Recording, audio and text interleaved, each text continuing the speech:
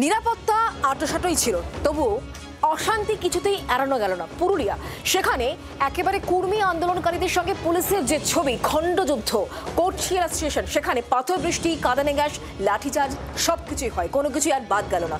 যদিও পশ্চিম মেদিনীপুর এবং ঝাড়গ্রামে রেল পরিষেবা মোটের ওপর স্বাভাবিকই ছিল।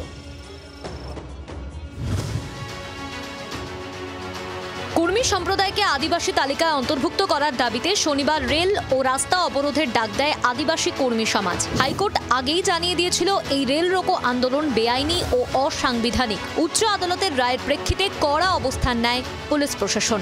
তারপরও অশান্তি এড়ানো গেল না।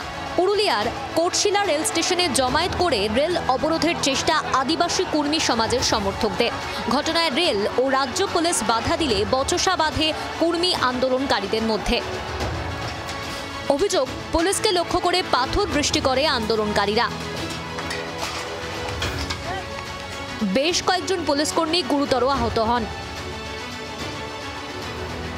পাল্টা পুলিশ কাঁদানে গ্যাসের সেল ফাটায়। পরিস্থিতি সামাল দিতে পুলিশ লাঠিচার্জ করে বলে অভিযোগ।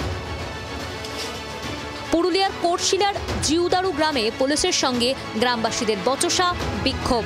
ঘটনাকে ঘিরে উত্তেজনা ছড়ায় এলাকায়। জিউদারু গ্রামে পুলিশ রুট মার্চ করলে গ্রামবাসীরা ঘিরে বিক্ষোভ দেখায়। গ্রামে ঢুকতে বাধা দেওয়া হয় পুলিশকে। পরে বিশাল পুলিশ বাহিনী ঘটনাস্থলে গিয়ে পরিস্থিতি সামাল দেয়। এইটা প্রশাসনের উচিত ছিল আমাদের যে এই ৭৭ বছরের বঞ্চনা, এই আওয়াজটা সরকারের কানে পৌঁছানোর জন্য আমাদের এই আন্দোলনটাই তারাকে সহযোগিতা করার। কিন্তু তারা এমন ট্রিট করলো আমাদের উপরে যেন আমরা এই দেশের নাগরিকই নয়।